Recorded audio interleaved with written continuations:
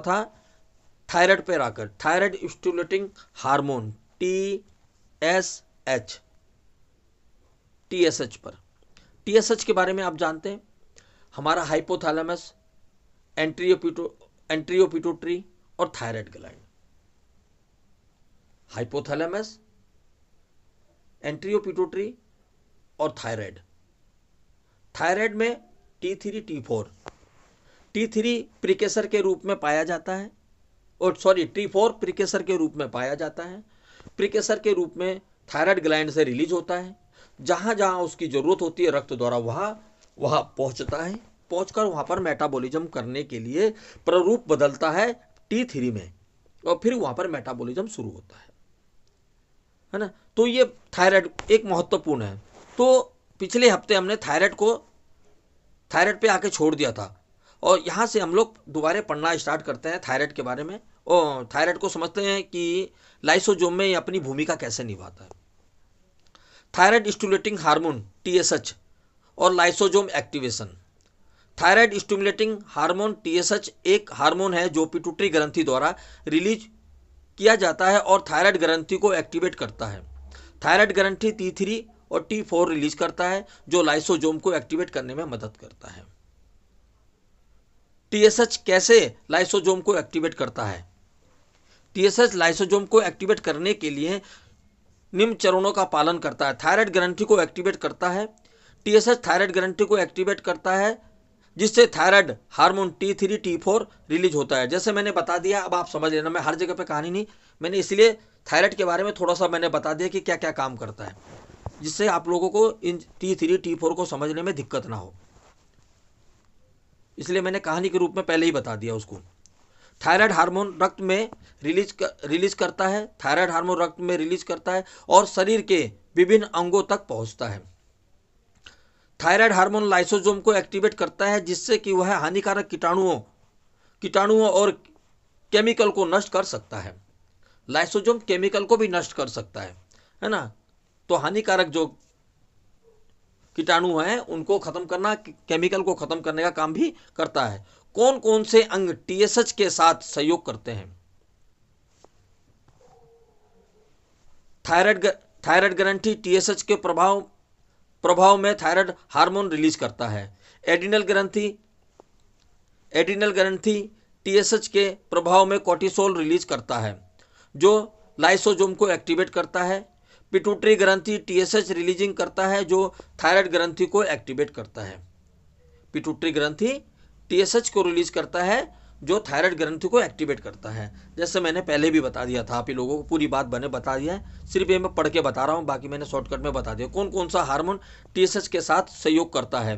Cortisol hormone adrenal ग्रंथि द्वारा release किया जाता है और लाइसोजोम को एक्टिवेट करता है। TSH हार्मोन पिट्यूटरी ग्रंथि द्वारा रिलीज किया जाता है और एड्रिनल ग्रंथि को एक्टिवेट करता है। इंसुलिन हार्मोन पेनक्रियाज द्वारा रिलीज किया जाता है और लाइसोजोम को एक्टिवेट करता है। तो यहाँ पर एक नया चीज क्या आ गया?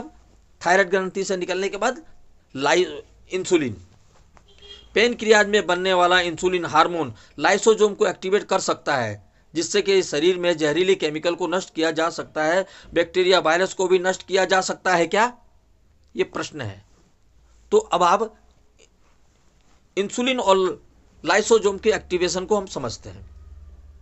इंसुलिन एक हार्मोन है जो पेनक्रियाज द्वारा रिलीज किया जाता है और मुख्य रूप से रक्त शर्करा यानी रक्त में जो ग्लूकोज की मात्रा है उसको नियंत्रण करने में मदद करता है। लेकिन इंसुलिन लाइसोजोम को भी एक्टिवेट करने में भी मदद करता है, जिससे शरीर में हानिकारक जीवाणु एवं केमिकल को नष्ट किया जा सके।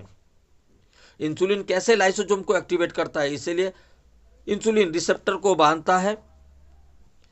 बांधता है जो कोशिकाओं की सतह पर स्थित होता है। इंसुलिन अपने रिसेप्टर को बांधता है जो कोशिकाओं की सतह पर स्थित होता है। प्रत्येक जितने भी सेल्स होते हैं, जैसे हमने पहले भी चर्चा करी थी, हर सेल्स में अलग अलग प्रकार के रिसेप्टर होते हैं, अलग अलग प्रकार के रिसेप्टर होते हैं। उसमें से इंसुलिन रिसेप्टर होते हैं, ऐसे ऐसे कई सारे रिसेप्टर होते हैं, क्योंकि सभी की जरूरत किसको है? ये जितने भी हार्मोन हैं, ये एंजाइम है, ये जरूरत किसको है? ये सेल्स को जरूरत पड़ती है। तो उनके अलग अलग गेट होने चाहिए ना, जिसमें से जा सके और आ सके। तो रिसेप्टर मतलब गेट होता है एक प्रकार का, जिसमें से आना और जाना हो सकता है। रिसेप्टर शब्द कहीं भी आएगा तो इससे समझ लेना कि इस जगह से अंदर जा भी सकते हैं और कुछ वहां से बाहर आ सकता है। अगर सेल्स चाहेगा तो कुछ बाहर की तरफ उसे निकाल भी सकता है, लेने के बाद उसे निकाल भी सकता है ना। तो रिसेप्टर का अर्थ ये होता है। सिग्नलिंग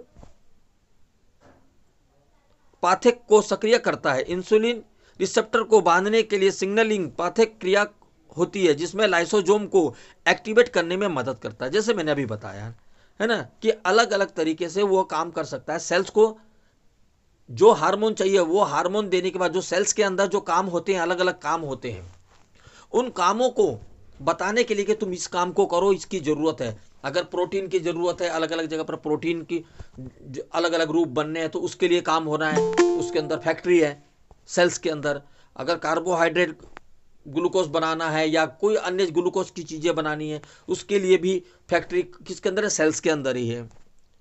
फैट से जुड़ी भी कोई चीज़ बननी है, उसके लिए भी सेल्स के अंदर ही फैक्ट्री है ना।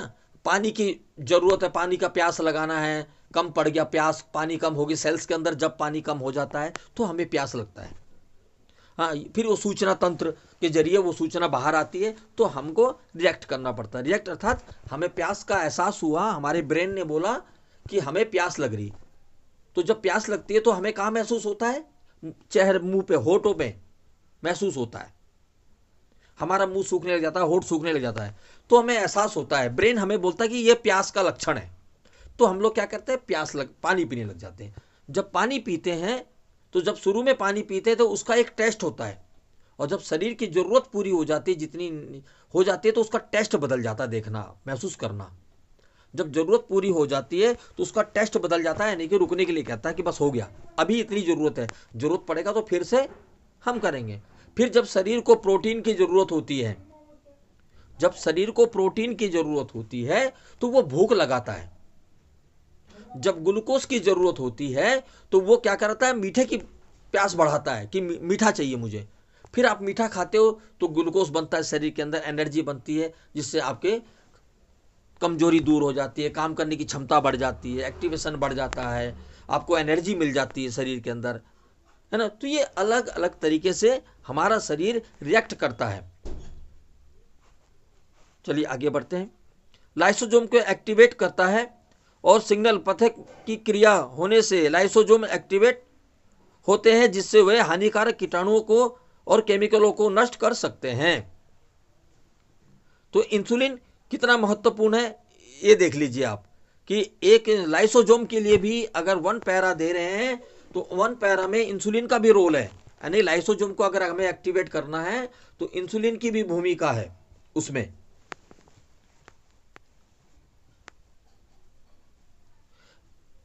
इंसुलिन के अन्य लाभ। रक्त शर्करा जानते ही हम लोग, डायबिटीज में डायबिटीज का कारण क्या है? डायबिटीज का कारण होता है कम इंसुलिन, है ना। इंसुलिन की कमी के कारण वो रक्त में रक्त शर्करा को कंट्रोल करने का काम करता है, नियंत्रण करने में मदद करता है। वजन कम करने में मदद कर सकता है। अगर वजन कम करना है तो भी इंसुलिन की जरूरत पड़ती है। हृदय को स्वास्थ्य को सुधारने के लिए भी इंसुलिन की जरूरत पड़ती है। इंसुलिन और लाइसोसोम एक्टिवेशन के बीच संबंध। इंसुलिन और लाइसोसोम को एक्टिवेशन के बीच में संबंध को समझने के लिए हमें यह जानने में मदद मिलती है कि इंसुलिन शरीर में हानिकारक जीवाणुओं और केमिकलों को नष्ट करने में भी मदद कर सकता है, क्योंकि इंसुलिन जो है लाइसोसोम को एक्टिवेट कर सकता है और वो हानिकारक केमिकल को या जीवाणुओं को खत्म कर सकता है।